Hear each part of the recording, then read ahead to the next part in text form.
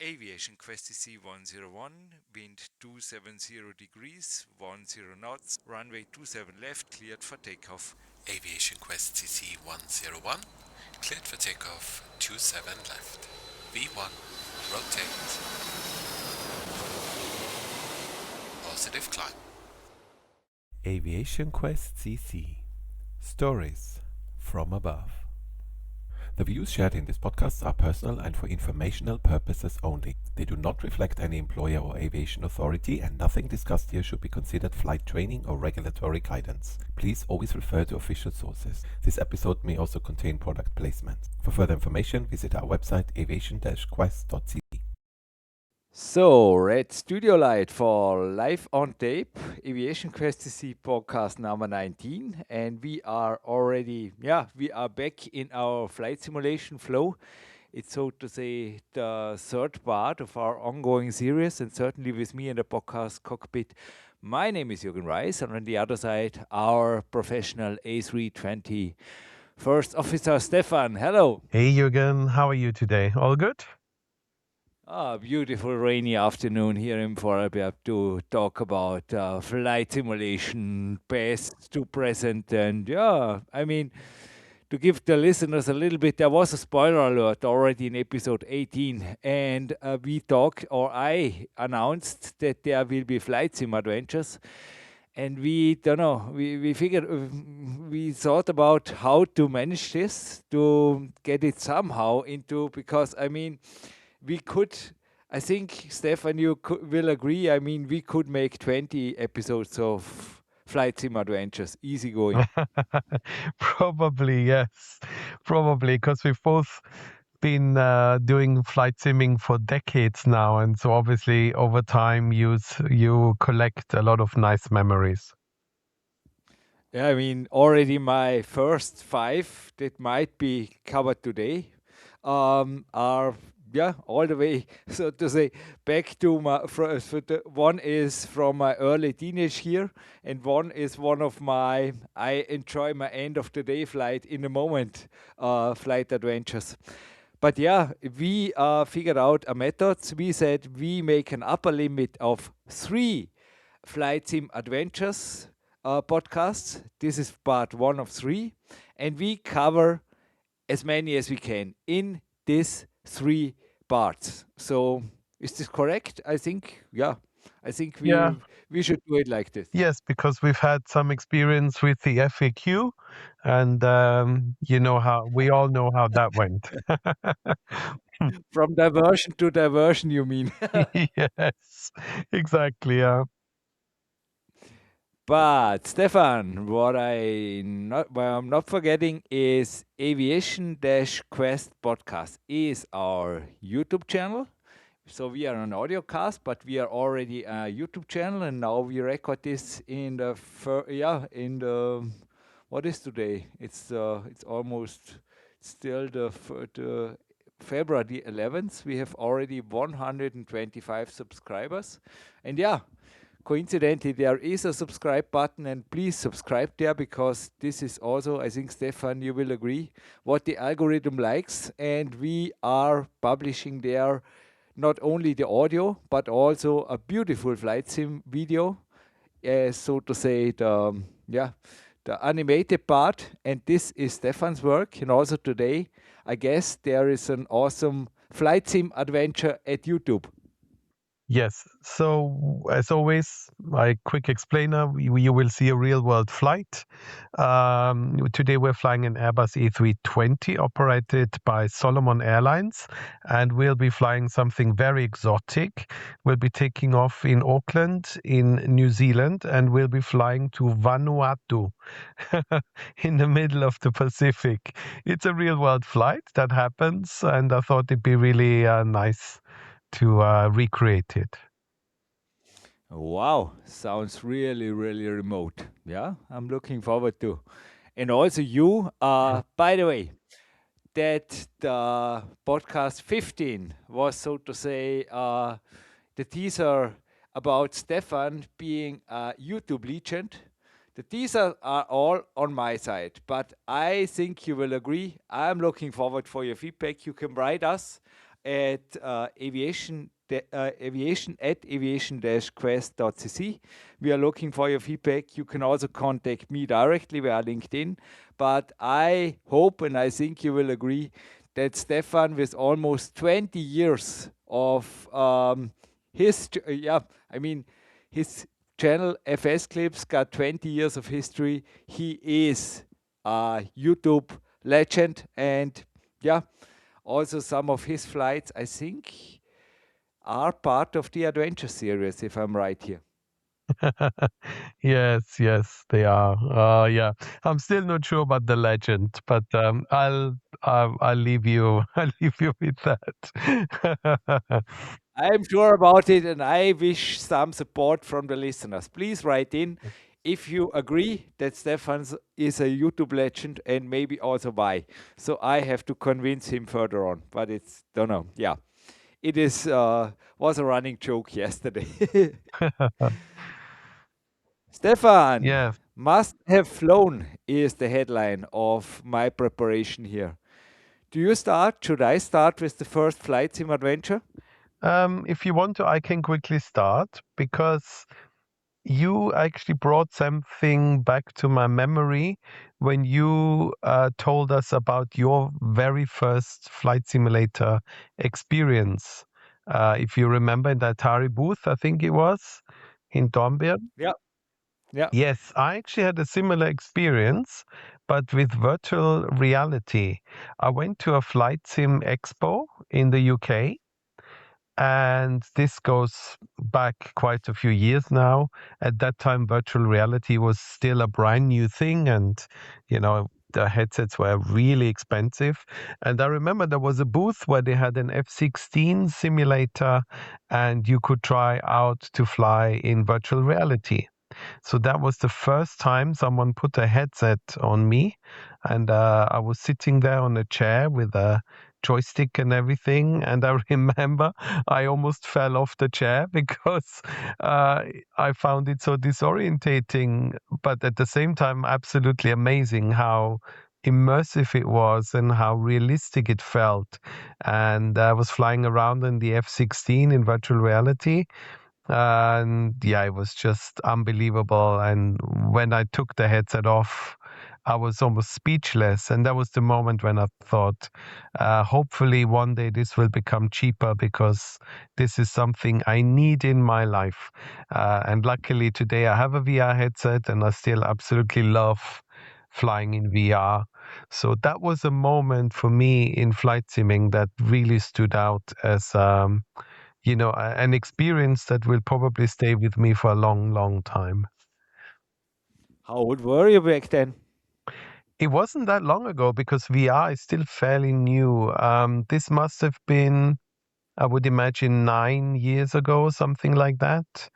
Um, so yeah, not that much younger, but it was like 9, 10 years ago when the first commercial headsets came out, and I can't even remember what simulator it was, if it was Microsoft or DCS, one of the two. But it was just there was a long, long queue, as you can imagine. I had to wait for a very long time before I finally got my go, but it was worth the wait. It was an absolutely amazing experience. And I'm so happy that today headsets are actually really cheap comparatively, and that everyone can have this experience. I mean, we talked about it before. There's some simulators like Aerofly FS4, which work absolutely amazing in VR. And yeah, it's just such a immersive, cool experience flying in virtual reality. Yeah, I think the F-16 also to the. What simulator specifically would you choose nowadays to fly the F-16? Maybe also as realistic as possible. I think DCS. Yes, absolutely. DCS is, I mean, it's a very specialized sim, of course. It's a military sim. But if you want study level Yeah. aircraft, then that's the one to go for, yeah, in terms Yeah, I've of. seen a study level. I think a YouTube video about an F-16. I think they modeled it really, or they made a really great replica in a simulator. Yeah, I mean, I don't know much about the F-16 in DCS. I only know the F-18, and that's just a mind-blowingly complex aircraft. Every single thing works exactly like in the real thing, so you have to be prepared to do a lot of studying.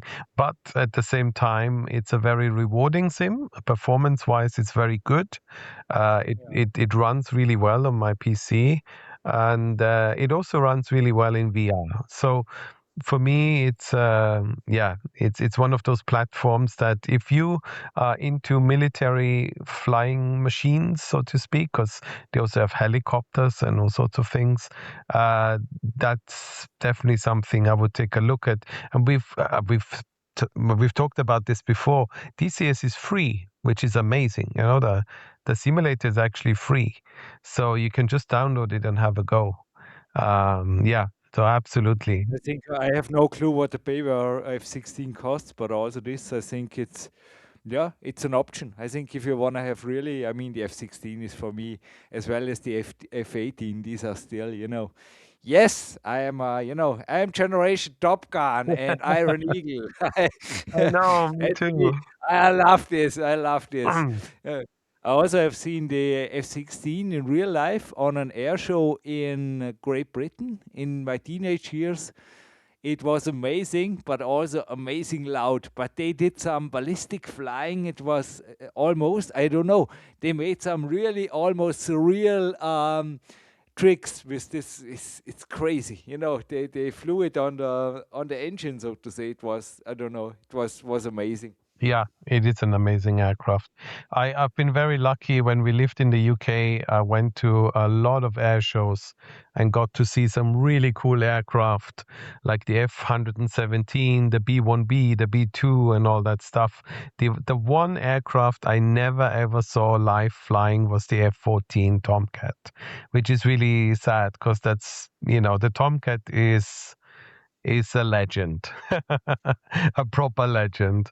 So you were never Maverick. Oh, that's Yes, that's still exactly. But a bucket list item left, but maybe also not so hard to realize even in nowadays simulation world. yeah, I have the F-14 for Microsoft Flight Simulator, and I really enjoy it. It's not an easy aircraft to fly, but it's just a really cool thing. The Tomcat is just one of those aircraft that you have to have, I guess.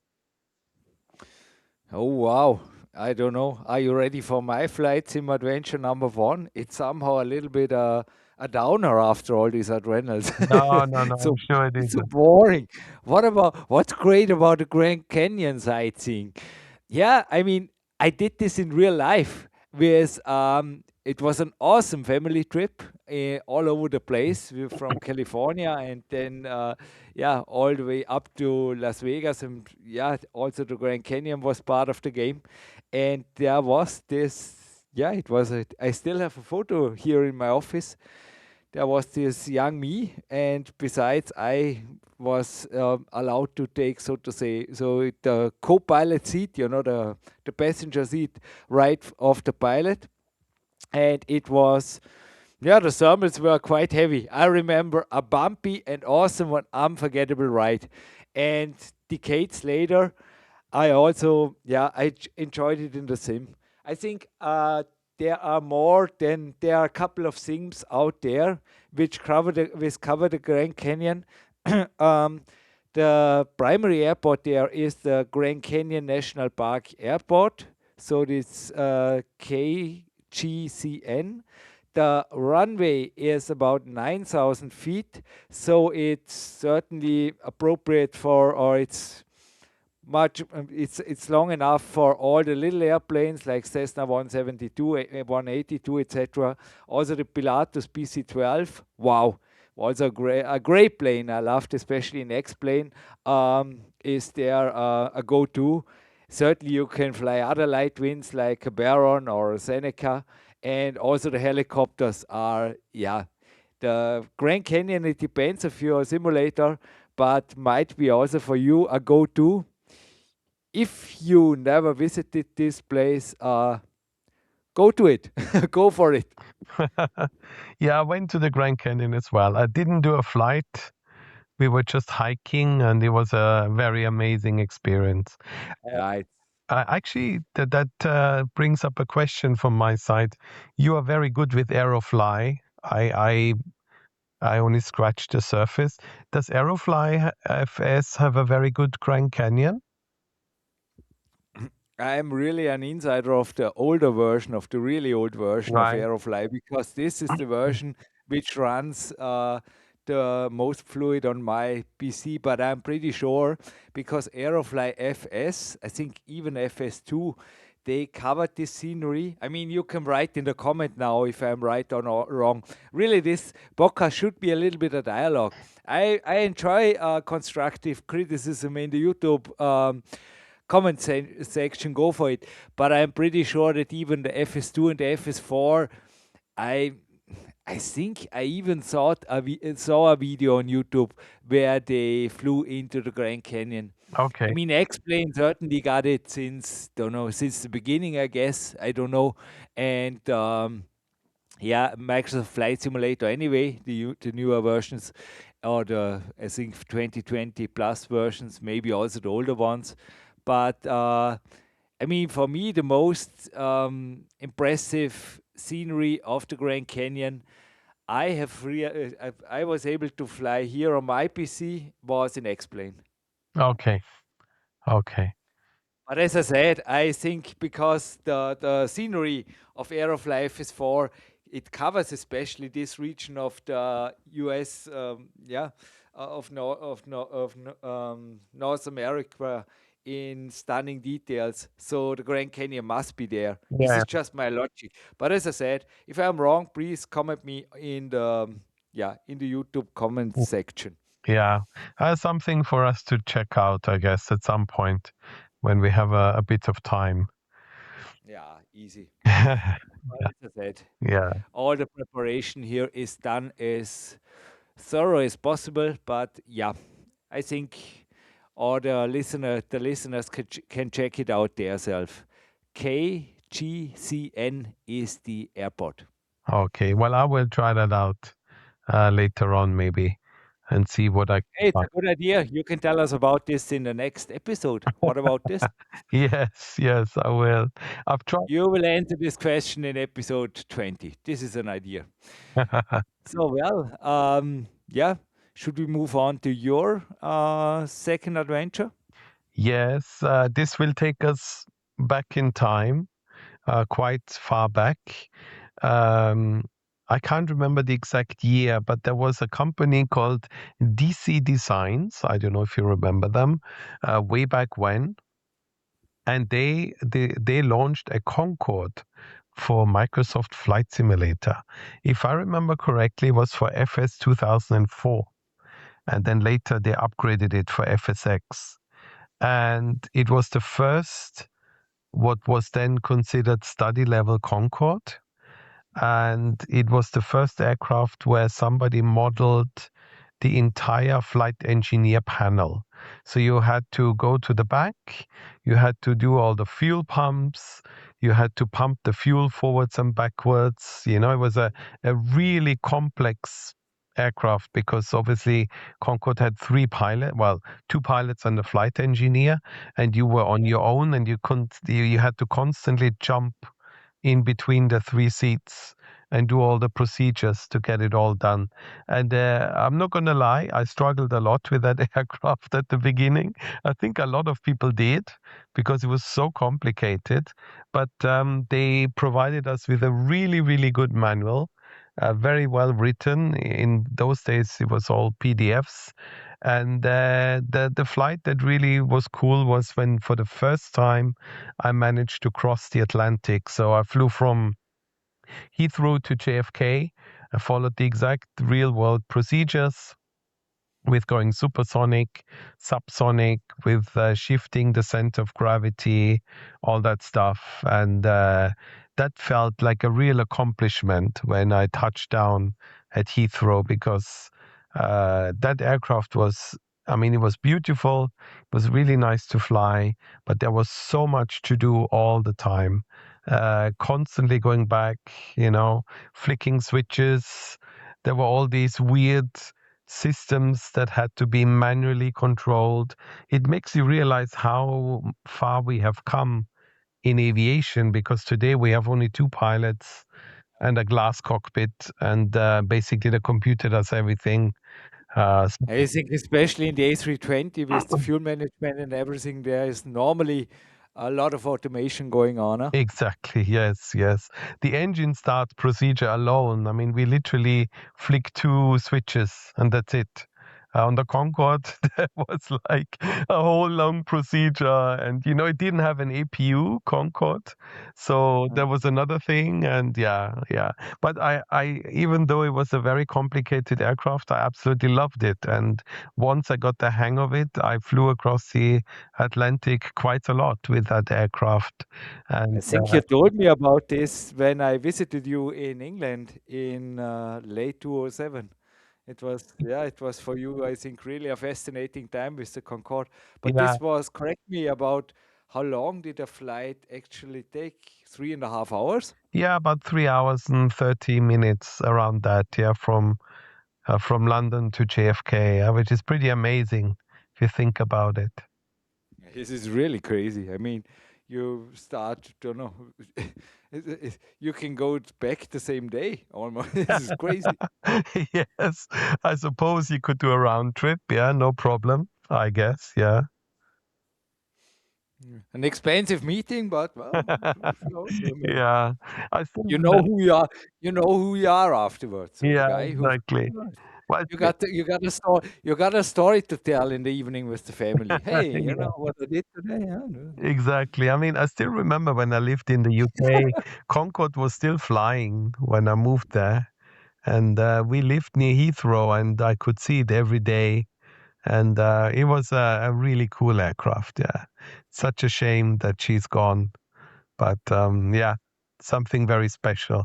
I do hope. I mean, there is a Concorde for Microsoft Flight Simulator, but it's Is there? yeah, it's. I bought it, and it's okay. It's okay, but it's not.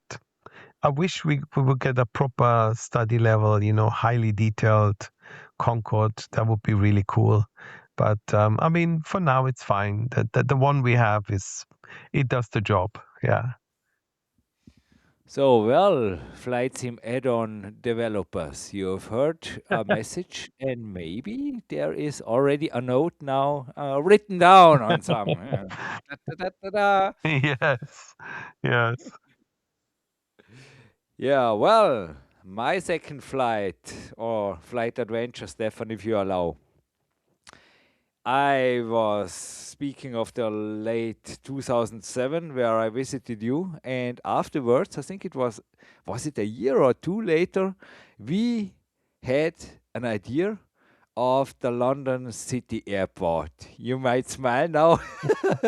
Yes. Remember this? Yeah. So I was the 747 pilot with certainly with the PMDG, with the Queen of the Skies, and you did an MD-11 approach. Yes. And yes, we succeeded, but it isn't supposed to be flown. No, not really. No. No. It was fun. I was really, I think also you were, how many meters or centimeters of runway were left Not after? much. Yeah.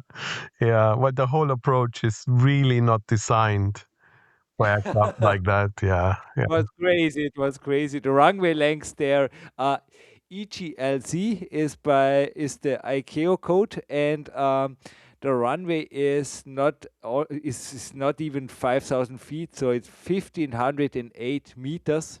And there's the steep approach with 5.5 degrees instead of the standard 3%. So you come down pretty steep, and also the papilla, so the everything, it looks just impossible when when you go down there. And especially, certainly, if you want to have a real challenge, check out an MD-11 or 747 or something, and then you know what adrenals are. Yeah, I remember that. That was a lot of fun. Yeah. I never flew back there again. It was the only time I landed at London City. Yeah, maybe I should try again. Maybe when the Just Flight Fokker comes out, because they used to fly into City Airport. They were certified to be allowed to fly there, if I remember correctly. So that would be an aircraft that could do it. But yeah, but if you want to have a real adventure, then yes, choose something that is definitely not supposed to fly in there, like an A330 or a Dreamliner or something, and see what Yeah, happens. it's Or if you really want to go crazy, try an A380. yeah, or as I said, maybe also I'm not sure about the. I have no clue about the specifics of the Dreamliner, but I guess this is easier to stop than a 747-400 and an ND11, because of the of the age of the. But maybe I'm just guessing here, but from my logic, I think the Dreamliner would have better brakes, but I don't know. As I Yeah. said, test your limits, exceed your limits, and the end of the day, it's just simulate. The worst that can happen is you have crashed. Yeah, exactly. Yeah. I agree with you that the Dreamliner might be easier because it has a supercritical wing, which means the approach speed when you make it very light is actually very low. You can probably come in at like 135 knots if the aircraft is really light, and then you have the carbon brakes which are very efficient. So yeah, I think a Dreamliner might actually be easier than the old school, especially MD-11, 747, that had a lot of mass and came in quite quickly. Yeah, and certainly, I mean, if you want to have a little bit an easier challenge, the turboprops like a Q 400 or the ATR, also the Embraer jets, or even an Airbus A318 or something like might fit. What's your take on that? Yeah, yeah, maybe, yeah. I don't know. I've never flown back to City Airport since the launch of the new Microsoft Flight Simulator. Maybe I should, because it's a super interesting place, right? It's beautiful. I mean, the scenery is stunning. Yeah, Provided there's a decent London scenery, but I think this is given yeah, in some of the flight sims out there, and why not? yeah, exactly. Yeah. Oh, good stuff. Good stuff. Yeah, I remember that. That was a proper adventure, even for the virtual people on the ground. A bucket list item. I remember that we emailed ourselves screenshots, so to say, to prove what we have done. Digital signed screenshots. Yes, yes. But I also remember the 747, I think it was, no, no, it was maybe 10 meters away from the end of the runway. And I used every braking possibility I had. Yeah, yeah, it was good fun. Good fun. Obviously, you can never take off again. That's the problem.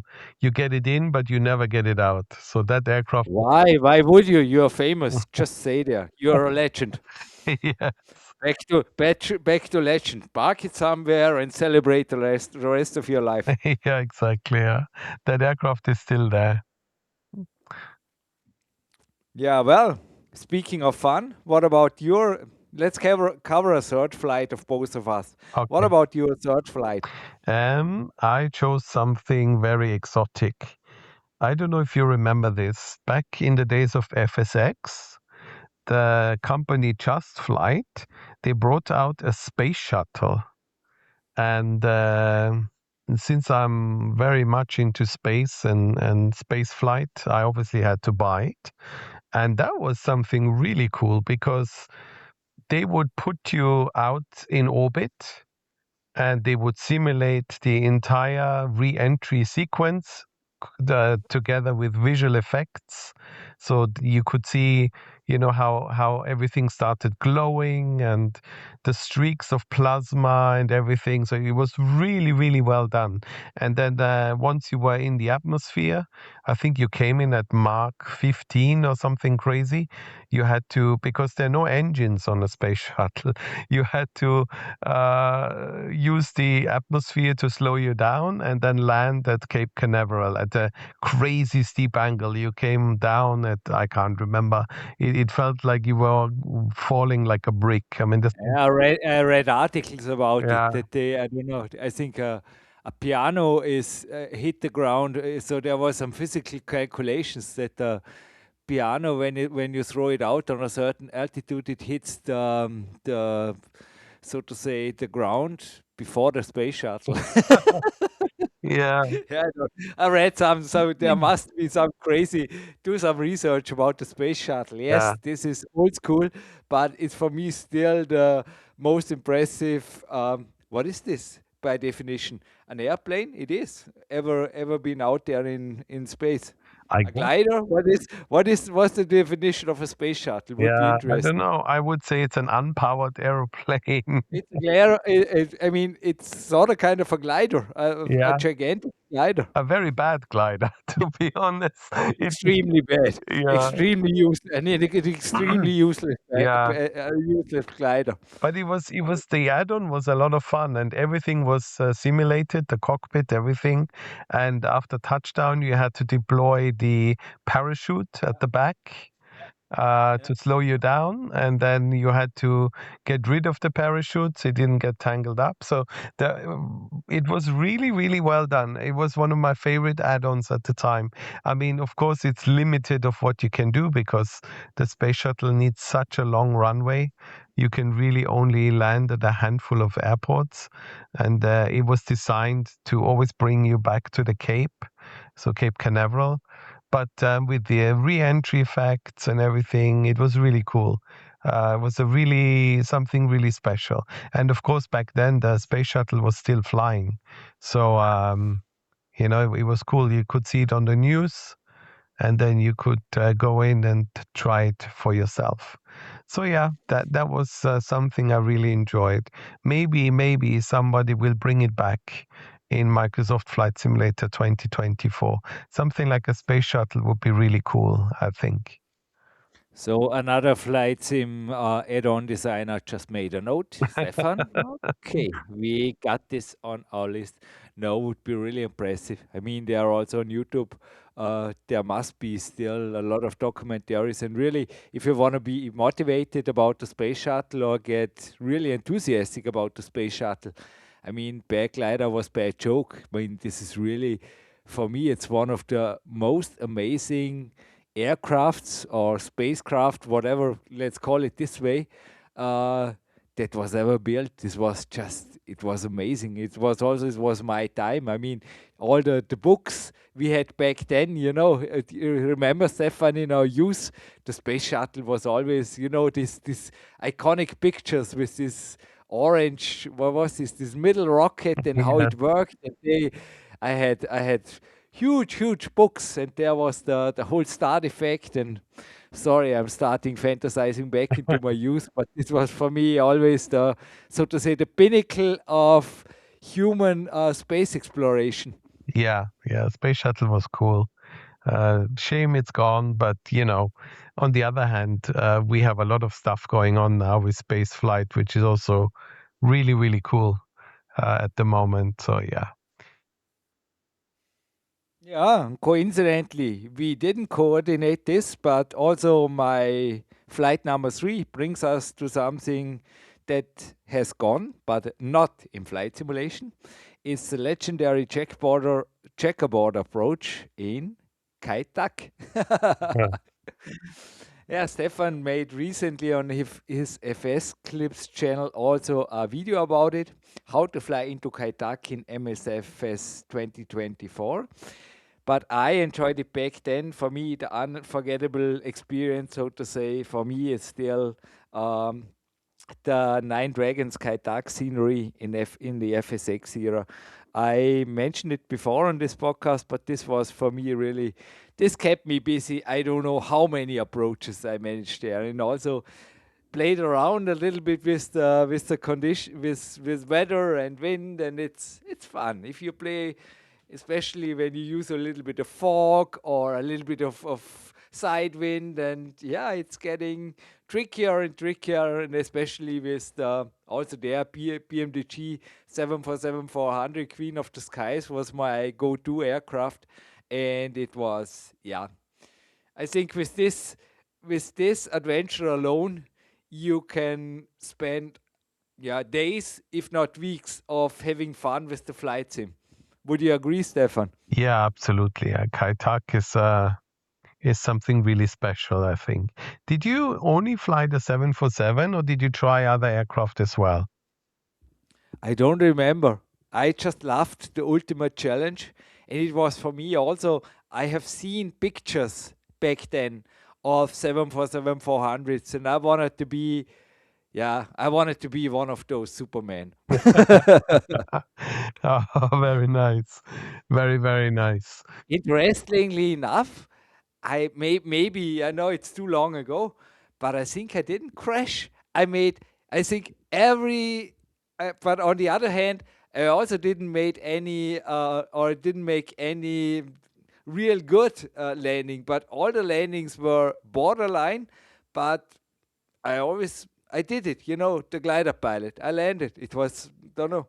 Somehow it's crazy.